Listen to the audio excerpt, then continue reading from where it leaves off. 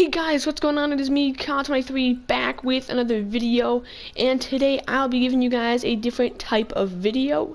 Today I'm going to be showing you guys some tips and tricks on how to do better in MLB The Show 18 ranked seasons. So my first tip for you guys is to actually, exit Diamond Dynasty, head on over to mini modes, and go to custom practice. This is actually a great way to practice before a game of ranked seasons. If you're really worried about the game and you think you're not ready, like you're going into like a championship series game or a World Series game and you just want to be ready for it, you want to have like yourself prepared for this game, I would really go into this mode. Just make sure that you have a couple things set when you're doing this mode. First, make sure that you have the right difficulty set on. If you have a rookie difficulty on here and you go to play on also difficulty, it will be a drastic difference, so it really wouldn't have helped you. It might have just hurt you. Second, you got to make sure that you have a team that kind of resembles your team. If you got a lot of diamonds on your team, you got a really good team, pick the best teams in baseball. If you got a kind of okay team, like kind of golds and some diamonds scattered around, pick a kind of mediocre team. And if you really have a bad team, like silvers, bronzes, then just, pick someone like the Orioles, some team that's not doing really good right now. Once you've done all that, you have the right difficulties, you're ready to practice before your game, and all you can do is really just whatever you need to do. If you have trouble hitting in certain situations, pitching in certain situations, go to those situations and practice them as much as you can before you hop into that game. So guys, I'm going to show you an example of how to create a play that you might need to practice. So I've put the batting on, and I've put repeat play on as well. So that way if I mess up, I can just continue to try it again. I've put down one out and a runner on third. A lot of people will have a runner on third and not be able to score them because they get too excited and frantic at the plate. When you get to the plate in this situation, you want the ball airborne, so move your PCI down a little bit and just wait for something to hit. Alright, just wait for that pitch that you think you can hit. Right there. That wasn't the best pitch, but it does get the job done. Mostly when you have a man on third, you just need to make decent contact.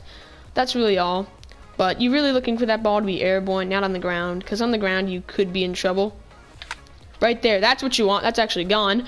But yeah, you just gotta be patient with your pitch, get what you want, and you should be able to get a good result. So guys, that is it for tip number 1. So yeah, just make sure you guys are practicing on that if you need some practice on specific situations or just hitting. If you want to just go up to the plate, you can put the count at 0-0 and repeat, and you can just keep hitting if that's what you want to do. Especially if you have a card in your lineup, like say you buy JD Martinez and you're like, I can't swing, I can't use a swing, I'm just going to get rid of him. Don't do that.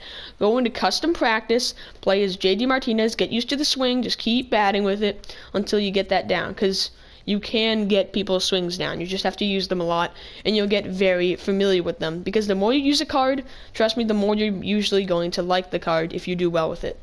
Alright guys, so the next tip I can give you is to stay calm. Right now, I have set it to bases loaded, no one out. And let's just say, for example, all these runners got on from just late swings that all squeezed in that should never have been hits. Some people will get very frustrated at that, and they won't focus. They'll just be mad at what just happened. They won't focus on the next batter, and what they'll do is they'll just kind of select a pitch and just kind of throw it, boom, right down the middle. This dude gets a run. That's a sacrifice fly, and they wouldn't think about that. So boom, now they've just lost a run. So there it goes, just like that, a run.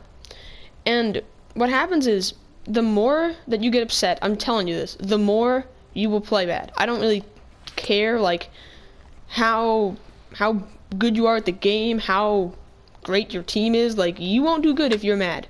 Right there, I threw a changeup down the middle, and boom, that thing's getting blasted into the corner, and there come 2 runs, like, just like that, you can lose a lead, you can lose a game in the matter of seconds.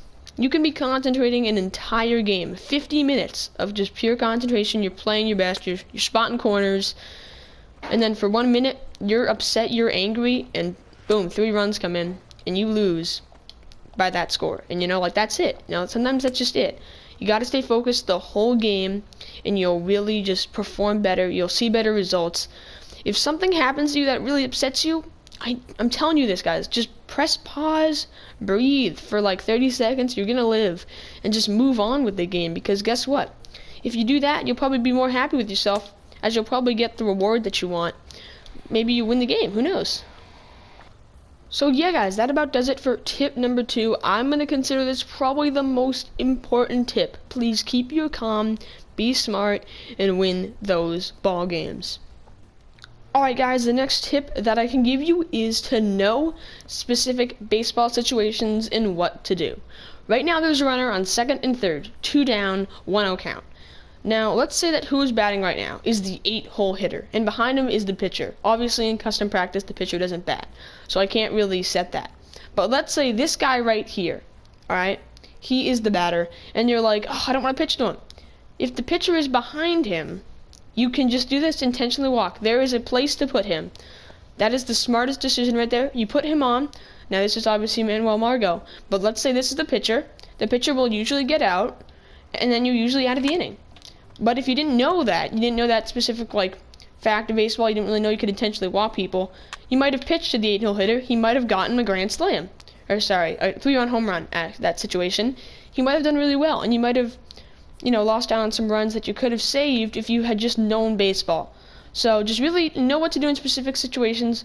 That was one of them. There's many others. You just got to be ready, know what to do, make the smartest decision that will help you win those games.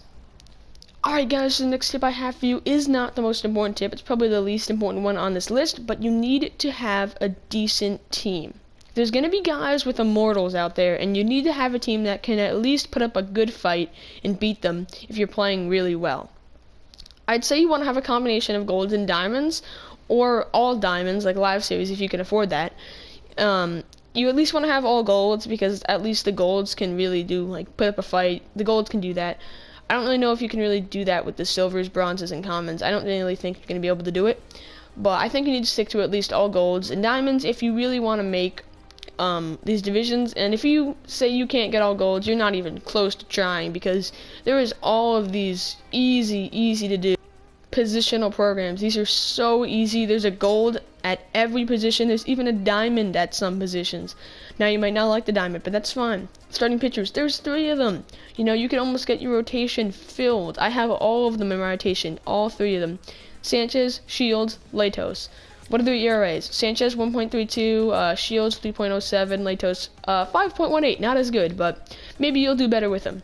I also have Paxton, but that's just kind of me, because I had his gold. But you just gotta be smart with who you have. I have Garrett Cole. He's awesome. He's pretty cheap. It's a great card you can pitch well with. Any of these right here, all these golds I don't even use, but you could unlock. Mike Soroka, he's a program. Bartolo Colon program. Clay Buchholz is free. Young's a program. Romero's a program. There's all these things that you guys can do. They're so easy. Just get a decent team, and you will be able to compete if you have the skill that it takes. Alright guys, so the last tip that I can give you is to just play the game a lot. Now, I don't mean a lot, like, getting all immortals that much. I don't mean that much time. I just mean play the game a lot, come on, try to play a lot, of ranked seasons if that's what you want to get and do better in. Just try to play a lot of that. Come on, just keep playing ranked.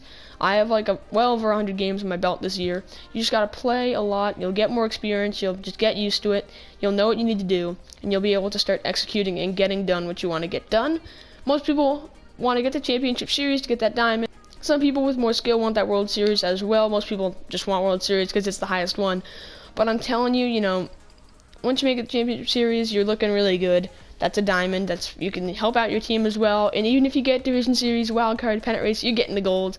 Your team will be improving, or your stubs will be rising. So either way, guys, hopefully you did enjoy this video. Hopefully you learned a thing or two. Hopefully I was helpful.